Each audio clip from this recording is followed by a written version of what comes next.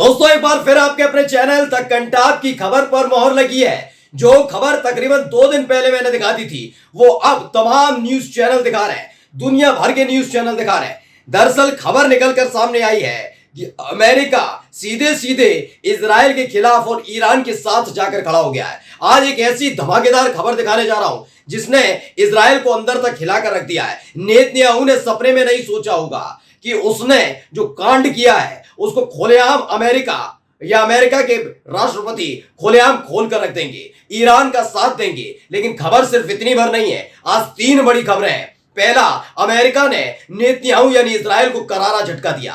दूसरी बड़ी खबर यह है कि वो तारीख आ गई है सामने, जिस तारीख में साफ साफ लिखा है कि इजराइल के कौन कौन से शहर, कौन कौन से इलाके तबाह होंगे और कितनी भारी तादाद में ईरान करने जा रहा है हमला, वो तारीख आ गई है। और तीसरी बड़ी खबर मैं आपको दिखाने जा रहा हूं कि न केवल इजराइल बल्कि पर्दे के पीछे से रहकर इजराइल की मदद करने वाला एक मुस्लिम देश भी अब थर थर कांपने लगा है। नमस्कार, मैं हूं प्रज्वल गौतम और आप देख रहे हैं द घंटा। मैं अपनी इस वीडियो की शुरुआत करूं दोस्तों, लेकिन उससे पहले एक छोटी सी अपील आपसे करना चाहूंगा। जो आप स्क्रीन पर नंबर देख रहे हैं उस नंबर पर जितनी संभव मदद हो हमारी मदद कीजिएगा, क्योंकि आप जानते हैं कि आपके अपने पसंदीदा चैनल द कंटाप के रेवेन्यू को सिर्फ इसलिए रोक दिया गया क्योंकि हम लगातार फिलिस्तीन में हो रही घिनौनी हरकतें, हमास के साथ हो रहे अत्याचार, इन तमाम चीजों को दिखा रहे थे। हम एक एक इस पूरे संघर्ष में जो एक एक घिनौना चेहरा है उसे एक्सपोज कर रहे थे, इसीलिए हमारे रेवेन्यू को रोक दिया गया है। वैसे तो आपका प्यार दुलार मोहब्बत लगातार हम तक पहुंचती रहती है, उसके लिए तहे दिल से शुक्रिया। बस आपकी छोटी सी एक मदद हमारे हौसले और हमारे जज्बे को यूं ही बरकरार रखेगी। चलिए बढ़ते आगे खबर की तरफ। जैसा कि मैंने वादा किया कि आपको पहले खबर दिखाऊंगा, लेकिन मैं तीसरी खबर से पहले शुरुआत करना चाहूंगा दोस्तों। तीसरी खबर कौन सी है ये पढ़िए। ईरान ऑब्जर्वर ने खबर छापी, क्या लिखा? Breaking, Saudi Crown Prince told member of the US Congress that his life is in danger because he is working to normalize relation with Israel। मैंने आपको याद होगा 7 अक्टूबर के बाद जब हमला हुआ था ना, उसके बाद से लगातार जो कर रहा है इजराइल, तब भी मैंने कहा था ये तमाम मुस्लिम देशों को देखना चाहिए, झांक कर देखिए अपने आप के अंदर। केवल नाराजगी ट्विटर पर लिख देने से, फेसबुक पर लिख देने से इनसे नहीं चलेगा। ऐसे नहीं होता है कि हम इसके साथ हैं, हम इसके साथ हैं। देखिए दरअसल क्या है, सऊदी अरब की जनता हो, बहरीन की जनता हो, ये सब क्या करेंगे? ये थोड़ी ना युद्ध में कूद जाएंगे। इनके देश के शासक को फैसला लेना होगा। आप खुद आगे एक्सेप्ट कर लिया, स्वीकार कर लिया, बता रहे हैं हम ये सऊदी। उन्होंने प्रिंस क्राउन ने क्या कहा कि हम इजराइल के साथ अपने जो रिलेशन है ना उन्हें ठीक कर रहे हैं। हम ठीक कर रहे हैं। क्यों कर रहे हो भाई? किसी ने दबाव डाला है क्या? मैं बताऊंगा वो दबाव भी कौन डालता है। यानी ये इजराइल के साथ अपने संबंध ऐसे वक्त में ठीक कर रहे हैं जब वही फिलिस्तीन के अंदर घिनौनी हरकतें कर रहा है। और ये अपने आप को मुस्लिम परस्त देश कहते हैं। ये कहते हैं मुस्लिम ब्रदरहुड। हम 57 मुस्लिम देशों का प्रतिनिधित्व करेंगे। मुसलमानों के लिए तुम कुछ नहीं खड़े होगे, क्यों बेवकूफ बना रहे हो? और आप डरने लग गए। क्या कहते हैं? क्योंकि हम इजराइल के साथ अपने संबंधों को बहुत स्थिरता में ला रहे हैं, संबंध अच्छे कर रहे हैं, तो अब डर लगने लगा है कि कहीं हम पर हमला ना हो जाए। किससे का? यूएस कांग्रेस से।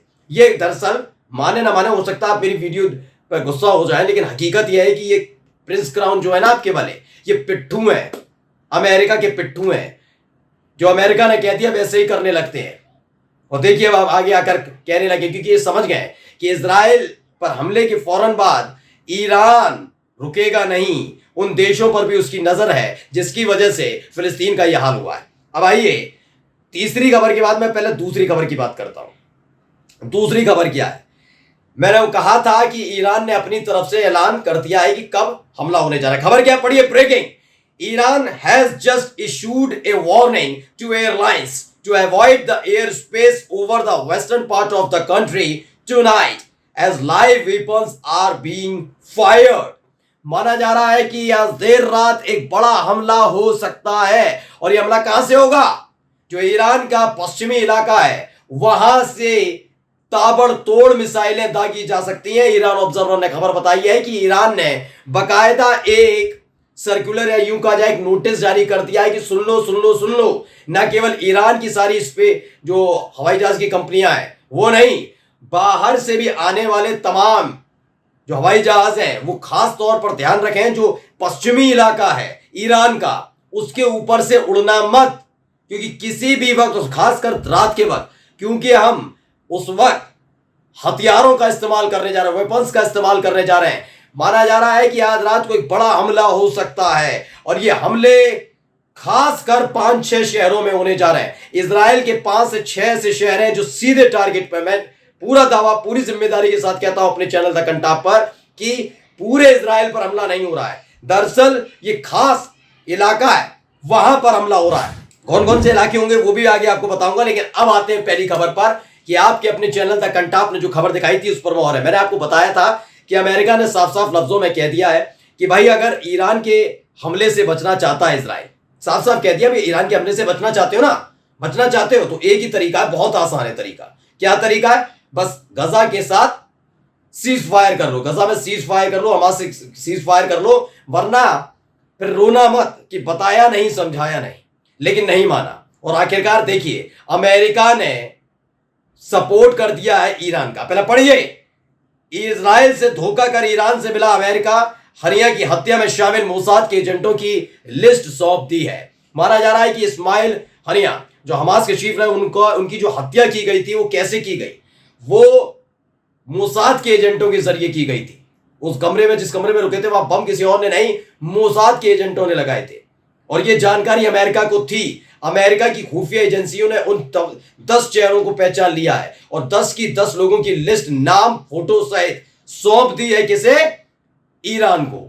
मैं खबर दिखाने जा रहा हूं, ये देखिए, इसमें लिखा हुआ है ईरान और इजराइल इस समय युद्ध करने को तैयार हैं। कभी भी ईरान इजराइल पर हमला कर सकता है, मैं बता ही चुका हूं आज रात की संभावना है। ऐसे में अमेरिका की तरफ से भी एक बड़ी खबर आ रही है। खबर है कि अमेरिका ने इजराइल के साथ धोखा कर ईरान के संग एक सीक्रेट मीटिंग की है, जिसमें हमास चीफ इस्माइल हनिया की मौत के जिम्मेदार मोसाद के उन एजेंटों की लिस्ट सौंपी जो हनिया की हत्या में शामिल थे।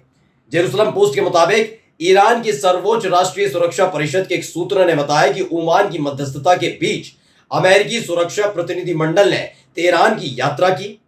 ठीक है ना? इस दौरान ईरान और अमेरिका के बीच एक सीक्रेट मीटिंग भी हुई, जिसमें अमेरिका ने ईरान से तनाव कम करने की बात कही है।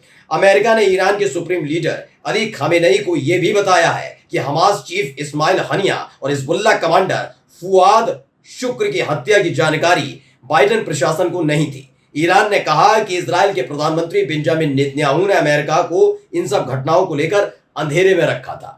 यानी ये जो तमाम घटनाएं हो रही हैं उसको लेकर अमेरिका ने पल्ला झाड़ लिया। मैंने पहले ही आपको बता दिया कि अमेरिका बैकफुट पर है, क्योंकि इराक और सीरिया में जिस तरह इराक को तो छोड़कर भागना पड़ा, सीरिया भी हाथ से फिसल रहा है और ये सब आसान नहीं हो रहा है, ईरान की वजह से हो रहा है। इसलिए वो चाहता है कि ईरान के साथ अपने संबंधों को नॉर्मलाइज रखे और यही वजह है जिसके चलते इजराइल को बीच मझधार में न केवल छोड़ा है बल्कि मोसाद के उन एजेंटों की लिस्ट या यूं कहा जाए नेतन्याहू के उन लाडलों की लिस्ट सौंप दी है कि नेतन्याहू के इन लाडलों ने ही घिनौनी हरकत की थी। नमस्कार। जिसे होगा ज्ञान वही करेगा समाधान। फ्री सेवा या मुंह मांगे इनाम का दावा करने वाले आपको गुमराह कर सकते हैं, काम नहीं।